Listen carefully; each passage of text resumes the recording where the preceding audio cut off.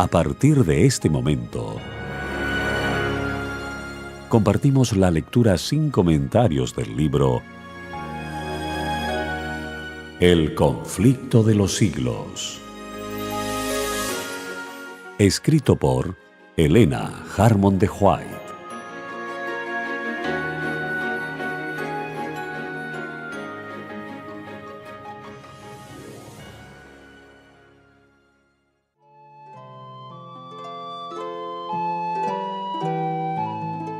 Capítulo 25.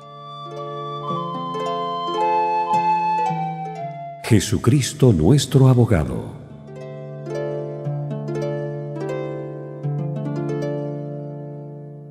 El asunto del santuario fue la clave que aclaró el misterio del desengaño de 1844. Reveló todo un sistema de verdades que formaban un conjunto armonioso y demostraban que la mano de Dios había dirigido el gran movimiento adventista, y al poner de manifiesto la situación y la obra de su pueblo, le indicaba cuál era su deber de allí en adelante. Como los discípulos de Jesús, después de la noche terrible de su angustia y desengaño, se gozaron viendo al Señor, así también se regocijaron ahora los que habían esperado con fe su segunda venida. Habían esperado que vendría en gloria para recompensar a sus siervos. Como sus esperanzas fuesen chasqueadas, perdieron de vista a Jesús, y como María al lado del sepulcro, exclamaron: «Se han llevado a mi Señor, y no sé dónde le han puesto». Entonces, en el lugar santísimo, contemplaron otra vez a su compasivo sumo sacerdote que debía aparecer pronto como su Rey y Libertador. La luz del santuario iluminaba lo pasado, lo presente y lo porvenir. Supieron que Dios les había guiado por su providencia infalible, aunque, como los primeros discípulos, ellos mismos no habían comprendido el mensaje que daban. Este había sido correcto en todo sentido. Al proclamarlo habían cumplido los designios de Dios y su labor no había sido vana en el Señor. Reengendrados en esperanza viva, se regocijaron con gozo inefable y glorificado. Tanto la profecía de Daniel 8:14, hasta 2300 tardes y mañanas, entonces será purificado el santuario, como el mensaje del primer ángel, «Temed a Dios y dadle gloria, porque ha llegado la hora de su juicio», señalaban al ministerio de Cristo en el lugar santísimo, al juicio investigador y no a la venida de Cristo para la redención de su pueblo y la destrucción de los impíos. El error no estaba en el cómputo de los periodos proféticos, sino en el acontecimiento que debía verificarse al fin de los 2300 días. Debido a este error, los creyentes habían sufrido un desengaño. Sin embargo, se había realizado todo lo predicho por la profecía y todo lo que alguna garantía bíblica permitía esperar. En el momento mismo en que estaban lamentando la defraudación de sus esperanzas, se había realizado el acontecimiento que estaba predicho por el mensaje y que debía cumplirse antes de que el Señor pudiese aparecer para recompensar a sus siervos. Cristo había venido, no a la tierra, como ellos lo esperaban, sino como estaba simbolizado en el símbolo, al lugar santísimo del templo de Dios en el cielo. El profeta Daniel le representa como viniendo en ese tiempo al anciano de días. Estaba mirando en visiones de la noche, y he aquí que sobre las nubes del cielo venía uno parecido a un hijo de hombre, y vino, no a la tierra, sino al anciano de días, y le trajeron delante de él. Daniel 7:13.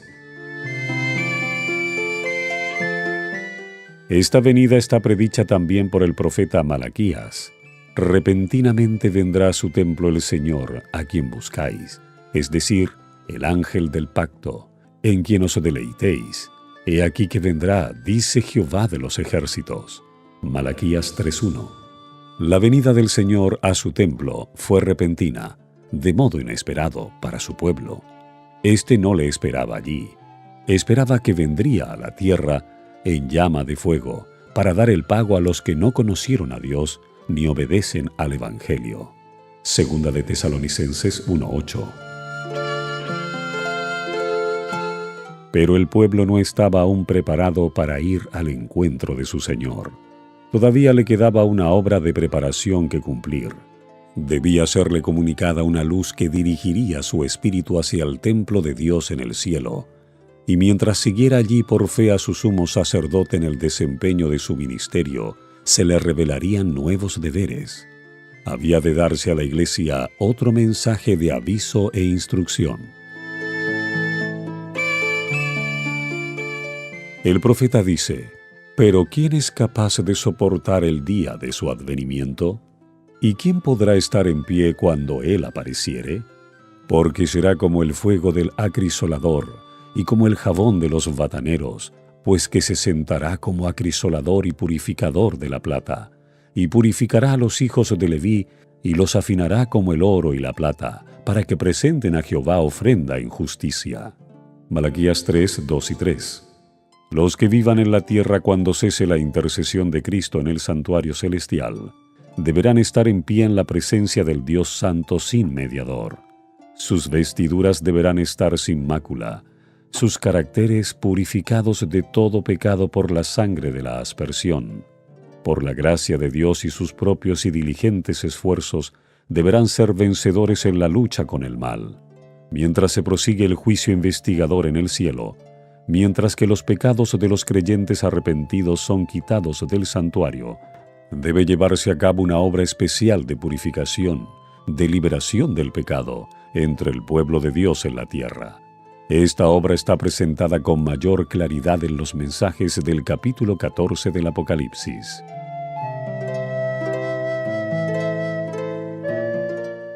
Cuando esta obra haya quedado consumada, los discípulos de Cristo estarán listos para su venida.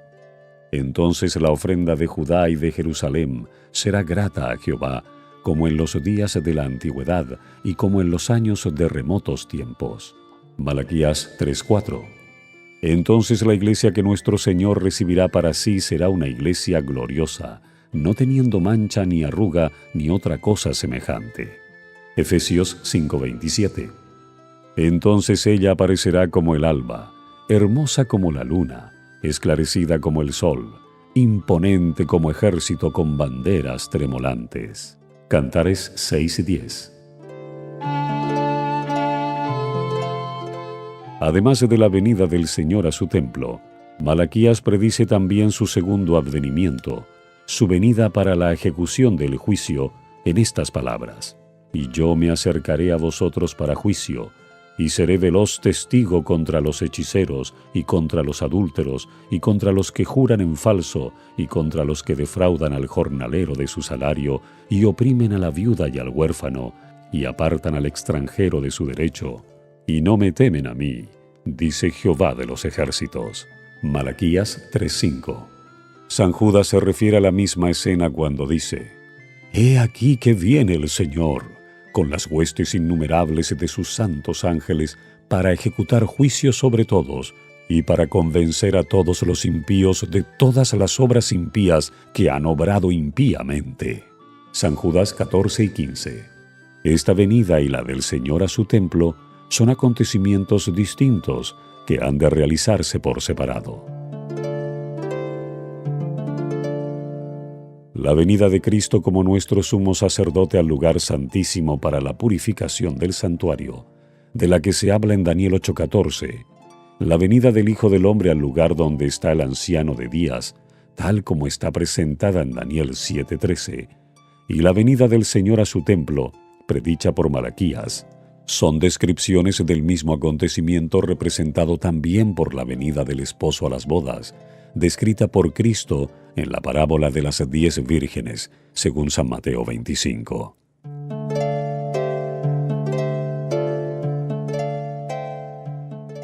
En el verano y otoño de 1844 fue hecha esta proclamación: «He aquí que viene el esposo».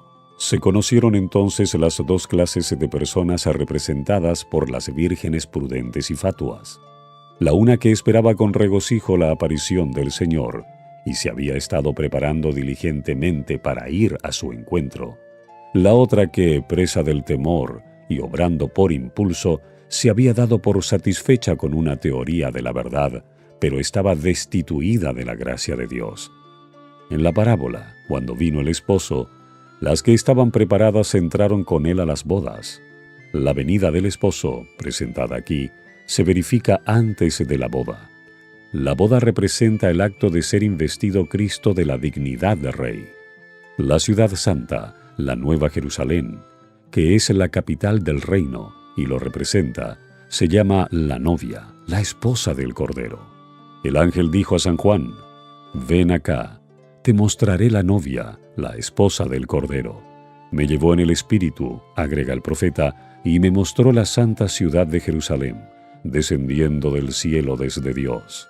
Apocalipsis 21, 9 y 10. Salta pues a la vista que la esposa representa la ciudad santa, y las vírgenes que van al encuentro del esposo representan a la iglesia. En el Apocalipsis, el pueblo de Dios lo constituyen los invitados a la cena de las bodas.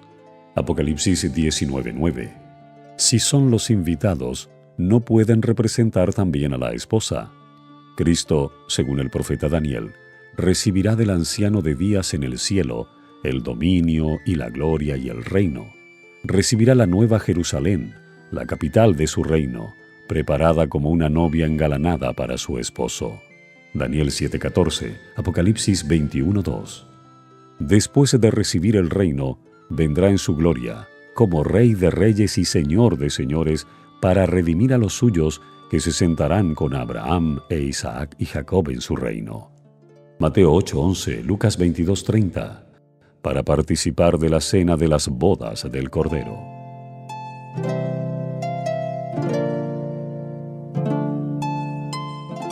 La proclamación: «He aquí que viene el esposo», en el verano de 1844, indujo a miles de personas a esperar el advenimiento inmediato del Señor. En el tiempo señalado, vino el esposo, no a la tierra, como el pueblo lo esperaba, sino hasta donde estaba el anciano de días en el cielo, a las bodas, es decir, a recibir su reino. Las que estaban preparadas entraron con él a las bodas y fue cerrada la puerta. No iban a asistir en persona a las bodas, ya que éstas se verifican en el cielo, mientras que ellas están en la tierra. Los discípulos de Cristo han de esperar a su Señor cuando haya de volver de las bodas. Lucas 12:36. Pero deben comprender su obra y seguirle por fe mientras entra en la presencia de Dios. En este sentido es en el que se dice que ellos van con Él a las bodas.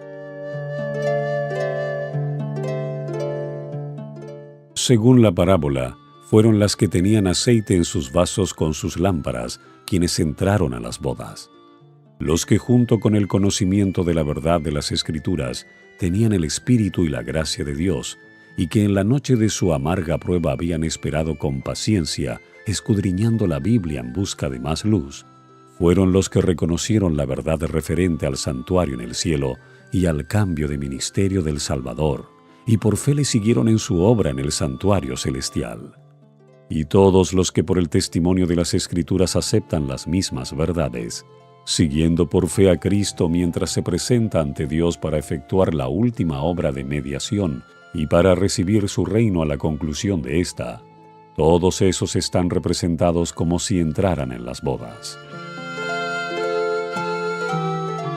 En la parábola del capítulo 22 de San Mateo, se emplea la misma figura de las bodas y se ve a las claras que el juicio investigador se realiza antes de las bodas.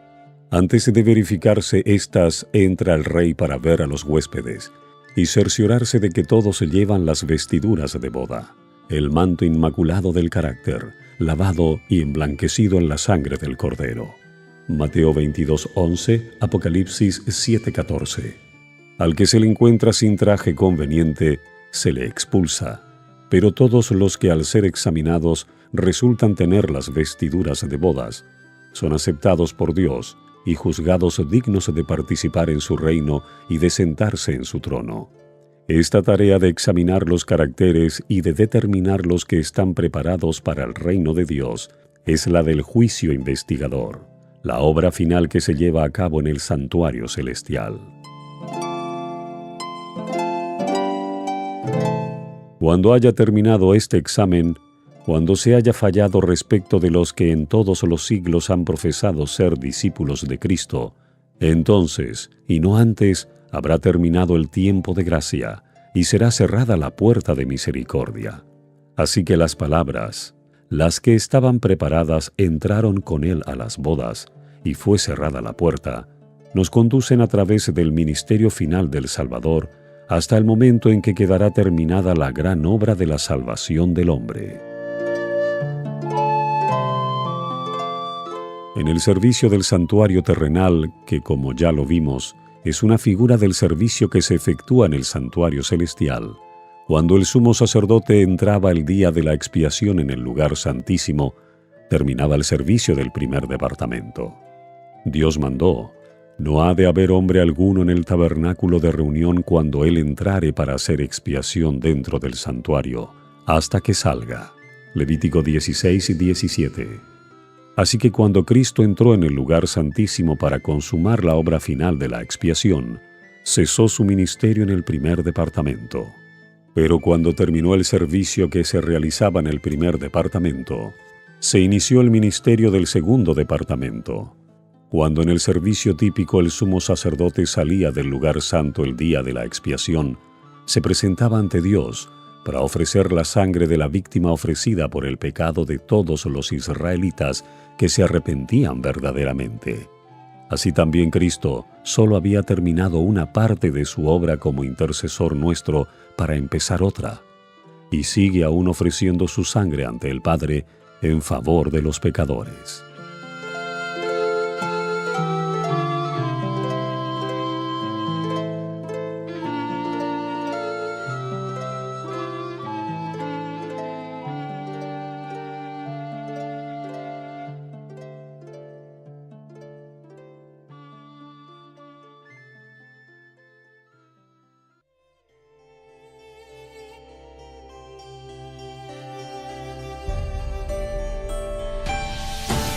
Usted está escuchando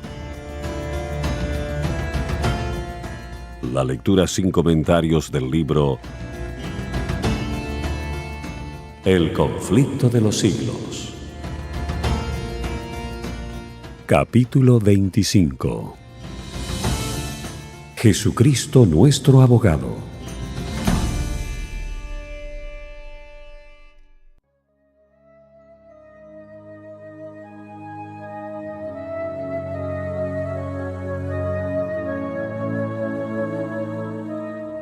Este asunto no lo entendieron los adventistas de 1844. Después que transcurriera la fecha en que se esperaba al Salvador, siguieron creyendo que su venida estaba cercana. Sostenían que habían llegado a una crisis importante y que había cesado la obra de Cristo como intercesor del hombre ante Dios. Les parecía que la Biblia enseñaba que el tiempo de gracia concedido al hombre terminaría poco antes de la venida misma del Señor en las nubes del cielo. Eso parecía desprenderse de los pasajes bíblicos que indican un tiempo en que los hombres buscarán, golpearán y llamarán a la puerta de la misericordia sin que ésta se abra.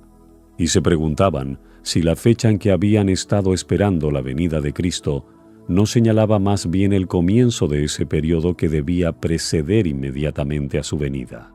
Habiendo proclamado la proximidad del juicio, consideraban que habían terminado su labor para el mundo y no sentían más la obligación de trabajar por la salvación de los pecadores, en tanto que las mofas atrevidas y blasfemas de los impíos les parecían una evidencia adicional de que el Espíritu de Dios se había retirado de los que rechazaran su misericordia.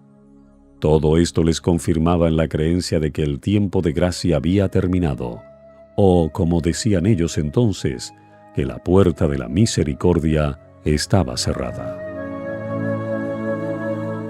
Pero una luz más viva surgió del estudio de la cuestión del santuario. Vieron entonces que tenían razón al creer que el fin de los 2300 días en 1844 había marcado una crisis importante. Pero si bien era cierto que se había cerrado la puerta de esperanza y de gracia, por la cual los hombres habían encontrado durante 1800 años acceso a Dios, otra puerta se les abría, y el perdón de los pecados era ofrecido a los hombres por la intercesión de Cristo en el lugar santísimo. Una parte de su obra había terminado tan solo para dar lugar a otra. Había aún una puerta abierta para entrar en el santuario celestial donde Cristo oficiaba en favor del pecador. Entonces comprendieron la aplicación de las palabras que Cristo dirigió en el Apocalipsis a la iglesia correspondiente al tiempo en que ellos mismos vivían. Estas cosas dice el que es santo, el que es veraz, el que tiene la llave de David, el que abre y ninguno cierra, y cierra y ninguno abre. Yo conozco tus obras. He aquí he puesto delante de ti una puerta abierta, la cual nadie podrá cerrar. Apocalipsis 3, 7 y 8.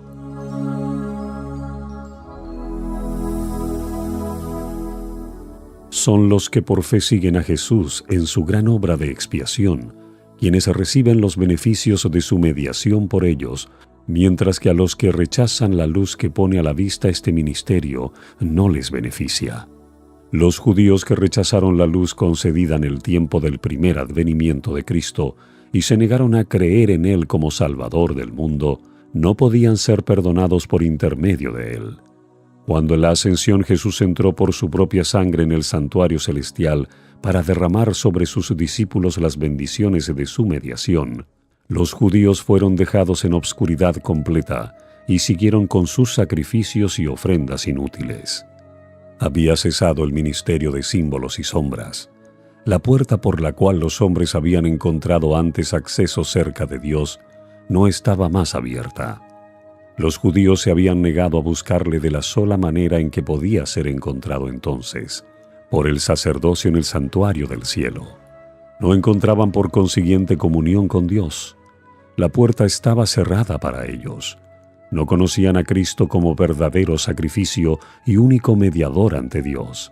De ahí que no pudiesen recibir los beneficios de su mediación. La condición de los judíos incrédulos ilustra el estado de los indiferentes e incrédulos entre los profesos cristianos, que desconocen voluntariamente la obra de nuestro misericordioso sumo sacerdote. En el servicio típico, cuando el sumo sacerdote entraba en el lugar santísimo, todos los hijos de Israel debían reunirse cerca del santuario y humillar sus almas del modo más solemne ante Dios, a fin de recibir el perdón de sus pecados y no ser separados de la congregación. Cuánto más esencial es que en nuestra época antitípica de la expiación comprendamos la obra de nuestro sumo sacerdote y sepamos qué deberes nos incumben. Los hombres no pueden rechazar impunemente los avisos que Dios les envía en su misericordia. Un mensaje fue enviado del cielo al mundo en tiempo de Noé, y la salvación de los hombres dependía de la manera en que aceptaran ese mensaje. Por el hecho de que ella había rechazado la amonestación, el Espíritu de Dios se retiró de la raza pecadora que pereció en las aguas del diluvio. En tiempo de Abraham la misericordia dejó de alegar con los culpables vecinos de Sodoma, y todos, excepto Lot con su mujer y sus 2 hijas, fueron consumidos por el fuego que descendió del cielo. Otro tanto sucedió en días de Cristo. El Hijo de Dios declaró a los judíos incrédulos de aquella generación: «He aquí vuestra casa os es dejada desierta». Mateo 23:38. Considerando los últimos días, el mismo poder infinito declara respecto de los que no recibieron el amor de la verdad para ser salvos. Por lo tanto, les envía Dios operación de error para que crean a la mentira, para que sean condenados todos los que no creyeron a la verdad, antes consintieron a la iniquidad. Segunda de Tesalonicenses 2, 10 al 12. A medida que se rechazan las enseñanzas de su palabra, Dios retira su espíritu y deja a los hombres en brazos del engaño que tanto les gusta. Pero Cristo intercede aún por el hombre, y se otorgará luz a los que la buscan. Aunque esto no lo comprendieron al principio los adventistas, les resultó claro después, a medida que los pasajes bíblicos que definen la verdadera posición de ellos empezaron a hacerse inteligibles.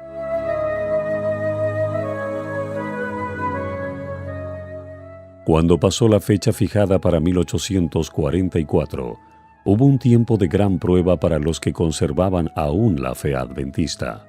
Su único alivio en lo concerniente a determinar su verdadera situación fue la luz que dirigió su espíritu hacia el santuario celestial. Algunos dejaron de creer en la manera en que habían calculado antes los periodos proféticos y atribuyeron a factores humanos o satánicos la poderosa influencia del Espíritu Santo que había acompañado al movimiento adventista. Otros creyeron firmemente que el Señor los había conducido en su vida pasada, y mientras esperaban, velaban y oraban para conocer la voluntad de Dios, llegaron a comprender que su gran sumo sacerdote había empezado a desempeñar otro ministerio, y siguiéndole con fe, fueron inducidos a ver además la obra final de la Iglesia. Obtuvieron un conocimiento más claro de los mensajes de los primeros ángeles, y quedaron preparados para recibir y dar al mundo la solemne amonestación del tercer ángel de Apocalipsis 14.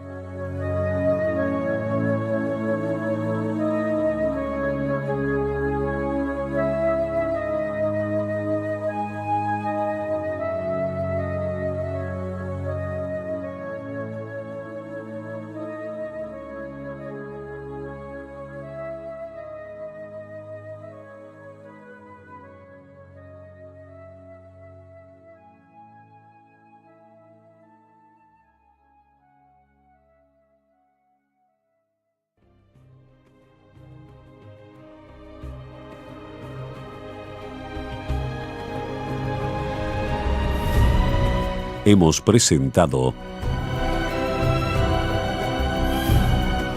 la lectura sin comentarios del libro El conflicto de los siglos, escrito por Elena Harmon de White.